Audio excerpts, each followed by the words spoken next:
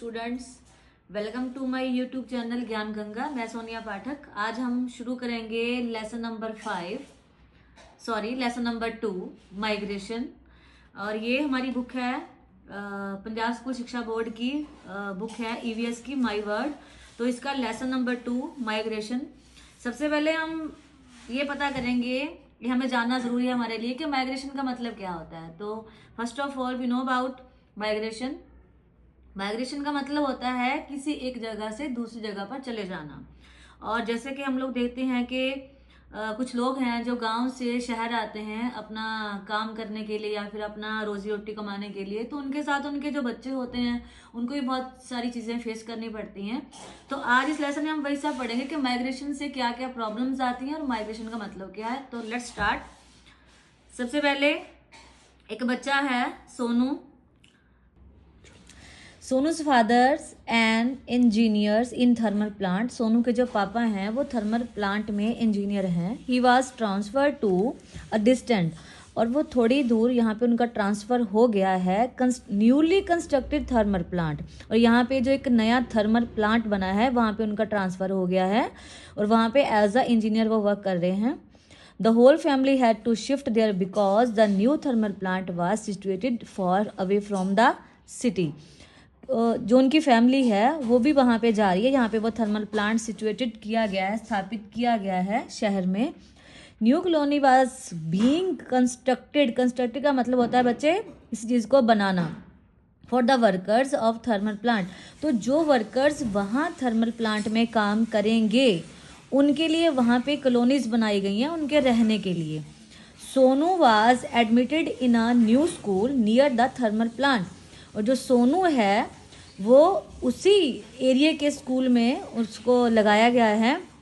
But he was not enjoy here, he was not enjoy there. वो वहाँ पे उसको मज़ा ही नहीं आ रहा है क्योंकि उसका स्कूल चेंज हो गया है। उसके he missed his city friends, उसके जो शहर के दोस्त थे वो उससे छूट गए हैं क्योंकि वो दूसरे जगह पे आ गया है। After coming back from school he complaint his parents that he had no friends. जब स्कूल से वापस आता है तो अब आकर अपने जो पेरेंट्स हैं उनसे कंप्लेंट करता है कि उसके जो दोस्त हैं वो छूट गए हैं क्योंकि वो दूसरी जगह पे पहले पढ़ता था। His mother comforted him, saying that after some days all the boys will be his friend and he will enjoy their company. तो उसकी मदर क्या बोलती हैं कि जब तुम वहाँ पे लगातार उन बच्चों के साथ रहोगे, उनके साथ पढ़ने लगोगे, तो वो तुम्हारे फ्रेंड्स अपने आप ही बन जाएंगे, तुम्हारी अच्छी कंपनी बन जाएगी वहाँ पे उनके साथ, तो तुम एंजॉय करोगे। His mother's word were true, उसकी मम्मा के जो वर्ड्स थे वो ट्रू हुए, सच हुए। After some days he had many friends, तो कुछ दिनों के बाद क्या हुआ, उसके बहुत सारे फ्रेंड्स बन गए। तो बच्चों जैसे हम लोग किसी दूसरी जगह पे जाते हैं तो वहाँ पे जब उनके साथ हम रहने लगते हैं, स्कूल में खेलने लगते हैं, तो फ्रेंड्स अपने आप ही बन जाते हैं। He came to know about many new things of that area which were earlier not known to him. तो जब जिस एरिया में वो स्कूल पढ़ रहा है या फिर जिस एरिया में वो गया है तो उस एरिया में जो चीज़ें थी पहले उसको नहीं पता थी और वहाँ जाकर उसके बारे में उसको नॉलेज हुई। नेक्स्ट इस लेसन में है थिंक। तो थिंक का मतलब है हम सोचेंगे कुछ।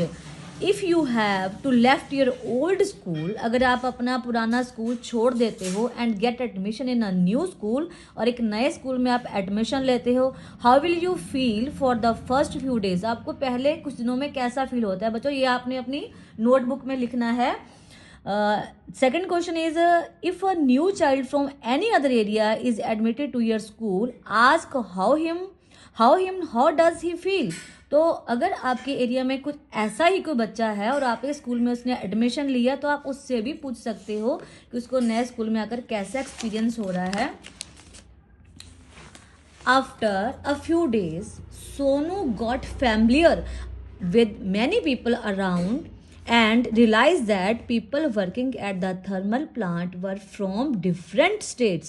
तो जब वो वहाँ पे उस एरिया में रहने लगता है तो उसे क्या लगता है कि जो उस एरिया में लोग रह रहे हैं उनके साथ वो फैमिलियर हो गया है। फैमिली मीन्स कि उनके साथ वो घुल मिल गया है बच्चा। और वो वहाँ पे जो लोग काम कर रहे हैं थर्मल प्लांट में वो डिफरेंट एरिया या स्टेट्स के हैं। They were migrants. अब यहाँ पे मीनिंग आया माइग्रेंट्स। देखो बच्चे ये लिखा है माइग्रेंट्स। अब इसको हम क्लियर करेंगे। माइग्रेंट्स, जैसे मैंने लेसन के स्टार्टिंग में बताया कि माइग्रेंट्स का मतलब होता है एक जगह से दूसरी जगह पे ट्रांसफ़र हो जाना या फिर शिफ्ट हो जाना। और पेरेंट्स जो होते हैं काम की तलाश में, वर्क करने की तलाश में दूसरी जगह पर जाते हैं और वहाँ पे फिर उनके बच्चों को बहुत सारी प्रॉब्लम्स फेस करनी पड़ती हैं। वो सारी इस लेसन में हम पढ़ेंगे। They lived in small rooms and faced many problems in rainy season। तो उनको जो रेनी सीजन में प्रॉब्लम्स आती हैं वो भी झेलनी पड़ती हैं। Their children did not go to school. उनके बच्चे स्कूल नहीं जाते because of difference of language. और उनकी जो लैंग्वेज होती है दूसरे बच्चों से डिफरेंट होती है। जैसे कि आप लोग लगा लो कि जैसे यूपी बिहार से बच्चे आते हैं, वो पंजाब में पढ़ने के लिए आते हैं, तो उनकी जो लैंग्वेज होती है बिहारी होती है, ठीक है। तो उनको यहाँ पे आके जो पंजाबी है, पंजाबी पढ़ने में दिक्कत होती है, पंजाबी लिखने में दिक्कत होती है, तो उनको पंजाबी सीखनी पड़ती है यहाँ पे आके। तो ये सब प्रॉब्लम्स आती हैं बच्चों को। They could not study and remained roaming idly. तो वो जो वहाँ पे पढ़ाई है वो भी अच्छे से नहीं कर पाते हैं और उनको बहुत सारा इधर उधर घूमना पड़ता है। Sonu, did they always live in similar conditions. क्या सोनू फिर क्या पूछता है अपने पेरेंट्स से, क्या वो उसी कंडीशंस में रहते हैं हमेशा।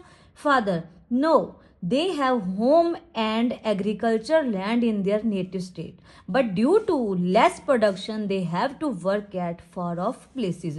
तो सोनू अपने पेरेंट्स से बोलता है कि जो वो बच्चे होते हैं, नेटिव लैंड का मतलब क्या होता है कि यहाँ वो पैदा हुए स्टार्टिंग में, ठीक है, और वो वहाँ से यहाँ क्यों आ जाते हैं। तो उसके फादर क्या बताते हैं कि जो वो बच्चे होते हैं वो उनके जो गांव यहाँ पे रहते हैं वहाँ पे प्रोडक्शन लेस होने की वजह से, कम होने की वजह से, ठीक है, तो वहाँ वो शहर में काम करने के लिए आते हैं या फिर दूसरे एरिया में शिफ्ट होते हैं। Sonu, but they may have been feeling uncomfortable here at new place. लेकिन वो कहता है कि जो बच्चे यहाँ पे आते हैं वो तो बड़ी उनको प्रॉब्लम से फेस करनी पड़ती हैं। They are living far away from their native state, so they might be facing a lots of problems. तो एक स्टेट से दूसरी स्टेट में जब शिफ्ट होते हैं तो उन बच्चों को बहुत सारी प्रॉब्लम्स भी आती हैं। ये बात सोनू अपने फादर से पूछ रहा है। फादर क्या आंसर देते हैं, yes of course they have to know away from their house. हाँ, वो अपने घर से बहुत ज़्यादा दूर चले जाते हैं। Some of their family members are left back. कुछ पेरेंट्स जो कुछ उनके फैमिली मेम्बर्स होते हैं वो वापस भी आ जाते हैं। To whom they send money to survive. और जो उनके फैमिली मेम्बर्स गाँव में रह रहे होते हैं, जो दूसरी स्टेट में रह रहे होते हैं, वो उनको फिर पैसा कमा कर वहाँ से भेजते हैं। Their children can not study. उनके बच्चे their children can not study, उनके बच्चे वहाँ पे पढ़ते नहीं है। Here they earn more than their native places. Next हम पढ़ेंगे सोनू, पापा, why people living in slums were uprooted in our city. अब स्लम्स का मतलब बेटा यहाँ पे एक वर्ड हमारे पास आया है, स्लम्स का मतलब है झुग्गी झोंपड़ी। तो वो अपने पापा से पूछता है, पापा, why people living in slums were uprooted in our city. हमारे जो एरिया होते हैं, हमारा जो शहर है, सिटी है, वहाँ पे स्लम्स की होती हैं। They were working in the nearby localities. और अपने वो जो स्लम्स में लोग रहते हैं अपने नियर ही वो काम करते हैं। Father, due to increase in traffic the roads were to be widened. Due to the widening of roads the government had to uproot them as their huts were on the sides of the road। तो ये जो लोग होते हैं जो slums में रहते हैं या फिर झुग्गी झोपड़ी में रहते हैं, शहर में जगह कम होने की वजह से या फिर उनका अपना घर ना होने की वजह से, तो जो गवर्नमेंट होती है उन लोगों को क्या करती है, वो उनको स्लम्स या फिर झुग्गी झोपड़ी बनाने की परमिशन दे देती है रोड की साइड पे। They lost their source of income and had to search for new work। तो they lost their source of income, उनका जो इनकम का सोर्स होता है वो भी उनसे छीन जाता है। And had to search for new work, और वो नए काम के लिए निकलते हैं। तो ये हमारा एक लेसन था, यहाँ पे हम इसे ख़त्म करेंगे। Thank you so much. जो अभी हमने पढ़ा second lesson of EVS from the book of 5th class. And आप लोगों को अगर लेसन अच्छे से समझ आए तो आप लोगों ने मेरे चैनल को सब्सक्राइब करना है और लाइक और शेयर करना है। और अगर आपको ये लेसन अच्छा लगा, मेरी स्टडी अच्छी लगी, तो आपने नेक्स्ट वीडियो का वेट करें। जल्द से जल्द इसके नेक्स्ट लेसन की मैं आपको वीडियो डालूंगी। Thank you very much.